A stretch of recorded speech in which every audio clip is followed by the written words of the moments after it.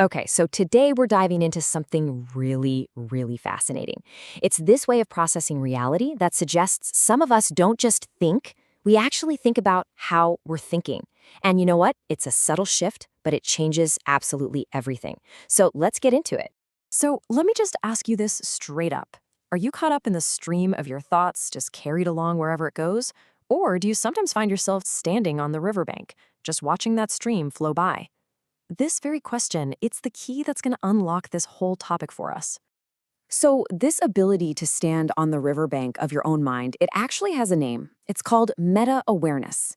Now, I know it sounds a little bit technical, a little clinical, but trust me, the experience itself is anything but. It's a really fundamental shift in how you see everything. So, what is it really? Well, it's the ability to watch your own mind as it works. Picture this. You're not just the actor up on the stage, you're also sitting in the front row of the audience, watching the whole play unfold.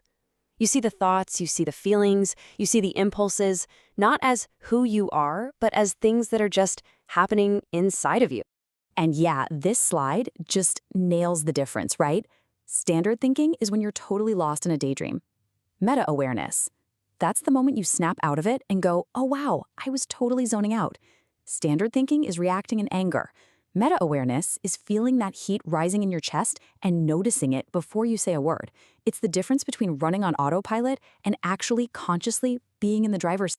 So how do you know if this is something you do? It can be pretty subtle, but lucky for us, there are some really clear clues, some telltale signs that you're operating with this extra layer of awareness.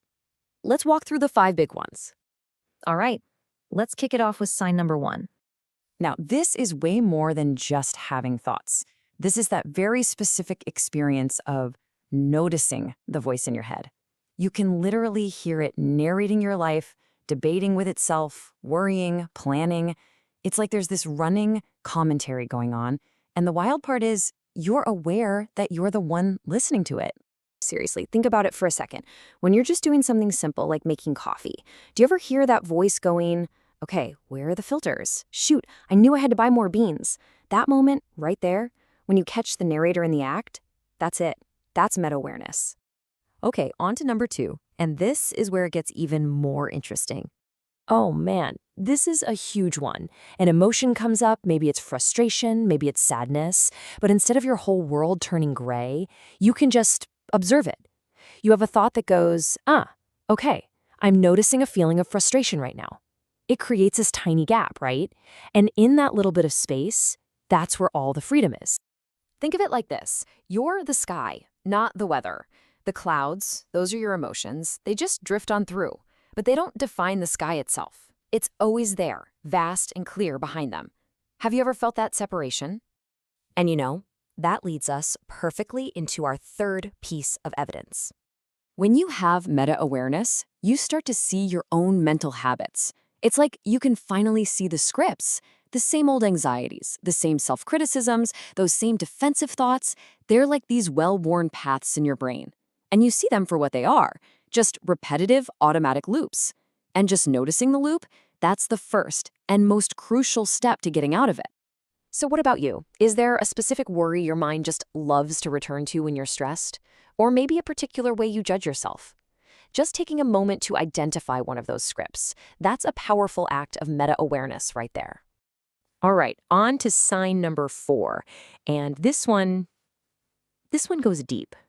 This is the game-changing realization that just because a thought pops into your head, it doesn't make it true. And more importantly, it doesn't make it you. Thoughts are just mental events. They're like bubbles that float up and then pop. You're the space in which they happen, not the thoughts themselves. You know that moment of recognition when you can say, oh, there's that worry thought again, or, yep, that's just my anxious mind doing its thing. That is huge. It's like seeing a pop-up ad on your computer screen. You don't have to click it. You don't have to believe what it says. You can just notice it's there and let it be. Okay, and that brings us to our final sign, number 5. This is where we go from just watching to actually taking the wheel. See, meta-awareness isn't just about passively noticing what's going on. It's about choosing. You become aware that your attention is drifted. You realize you've been doom scrolling for 20 minutes when you were supposed to be working, and then you can consciously and gently bring your focus right back to where you want it to be. It's like having a mental flashlight that you get to decide where to shine.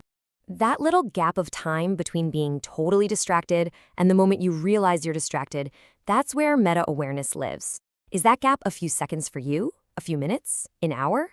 The shorter that gap becomes, the stronger your meta-awareness is getting. So, we've looked at all the signs. But you might be wondering, okay, so what?